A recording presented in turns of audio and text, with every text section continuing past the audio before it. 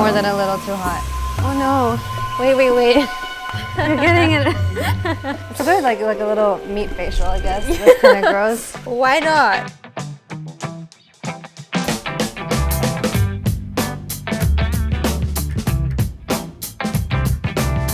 Welcome to another episode of Slice of Life, a show where I meet people from different walks of life and learn the stories behind their recipes.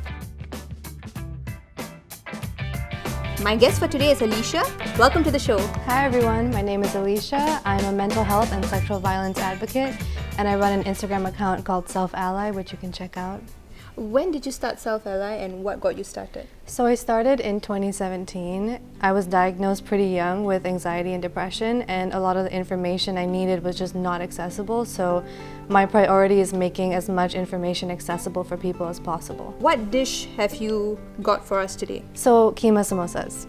I've heard of samosas. What is keema? So in Urdu, keema means beef, so they're like minced beef samosas.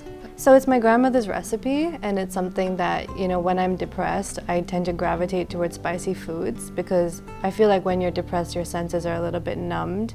So this is a way to kind of like invigorate my senses and feel a little bit better. What's the best memory you have making this? So my grandma, my mom and I, we sit around her table and she would have these huge parties. There's a Pakistani community in Singapore, so they would all come to her house and we'd, just bang out like a good 100, 200 samosas, pack them for the day. 100. Today we make how many? 20. Okay. I'm going easy on you, but it's definitely true that sometimes food is a way to connect when you don't have the words to connect. Yes. Yeah, I feel that. Would it match up to your grandmother's one? I mean, we have to. We have to try. Let's go. Okay, so where do we start? For this recipe, you will need papaya sheets, minced meat, onion, green chilies, garlic, ginger, turmeric, coriander powder, cumin seeds, lime, coriander leaves, chili powder, and salt. Right, so what do I start chopping? To start off, dice the ginger, onion, and chili. Then cook oil or ghee with the meat, spices, and salt. Add enough water to tenderize the meat. Wow. Maybe more than a little too hot. Oh no. Wait. Then cook and cover it until it's done. Alright, so looks like it's cooked. So I usually tell by smelling. Let's put our noses like. You're scared. That's a little bit. Sprinkle coriander leaves and lime juice and let it cool.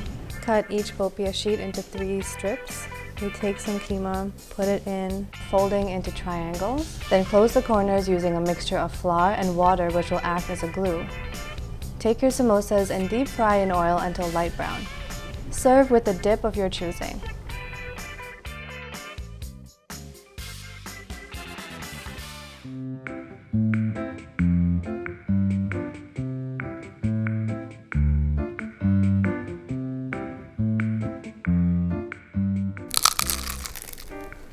Very crunchy.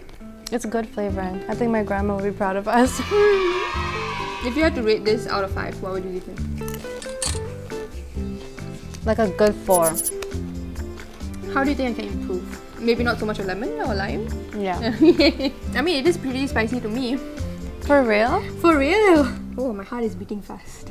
You mentioned that you were really young when you were diagnosed. Yeah. How was that process like for you? I think it was very strange because the world was very different in the way that we viewed mental health. The process was like, it got to the point where I had to get to therapy. It was like a painful period for some time, but once I was out of that environment, I feel like it also improved, and therapy was obviously like very necessary. How was your family in all of this? Were they receptive? To be honest, there were a lot of unfair things that were said because they didn't understand it. It took a while for that kind of education to kick in and for them to hear me out and stuff. Yeah. What was your turning point for you to be like, okay, no, I need to go and see someone, a professional? My depression had got to the point where I was behaving in ways that were not good for me. I had friends who were noticing things, and at the time I was like, it's not your business. I was 14 and I was like, I don't want to talk about it. Depression is an illness that can also kill you, and if you don't receive the right kind of care when you need it, it can be very dangerous. Are there things that Singaporeans don't know about mental health? You can't have a conversation about mental health without having a conversation about sexuality, race, gender, and any type of intersectionality. In Singapore, when you're a person seeking help, you're not just a person. I'm a person seeking help as, a second generation immigrant. As a Pakistani Iranian woman living in a society or system in my culture that might be misogynistic, I'm a person who has neurodivergence. It's really important to be conscious of the ways that they are marginalized because that affects everything. Why is someone doing something different, you know? And there's so many examples of this where people are just confused, but it's just because different people need different accessibility. What would you say to someone who's actually going through this kind of stuff? The first step is starting. A lot of times we isolate and shut ourselves down, and that's very natural, but I have seen the true potential of growth when you choose to speak up and seek help properly. I think the first step, like you said, is psychoeducation, which means sometimes people don't know what's happening with them. So saying, you know, I noticed XYZ is happening. Do you think that could be this? If someone's suffering from mental health issues, it's important to give them the autonomy.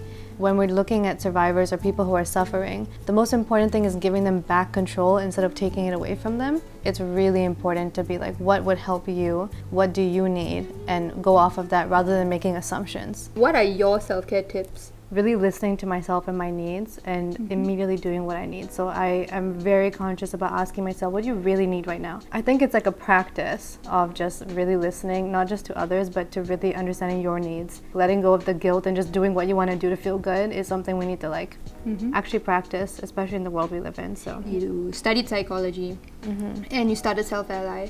What's next for you? So I'm pursuing post-grad. Hopefully at some point will then be a psychotherapist myself, and then I really want to shift our perspectives to be more trauma-informed and culturally conscious. I don't think it should be just brown people supporting brown people because we get each other. I think that it's a responsibility of everybody to do the work to be conscious and informed. I think you're amazing, and Self-Ally, I think it helps a lot of other young people out there who are following you. Keep doing whatever you're doing. I think you're doing amazing. How's your experience here on Slice of Life? I had a lot of fun. Anytime I get to eat samosas and hang out with someone fun, I'm happy. If you've enjoyed this conversation as much as we did, look out for the next episode of Slice of Life. And for more meaningful conversations, you can check out thisisscope on Instagram and Facebook. Bye! Okay, do you think your grandmother will like it? She'd probably want to adopt you if she tried it. Wow!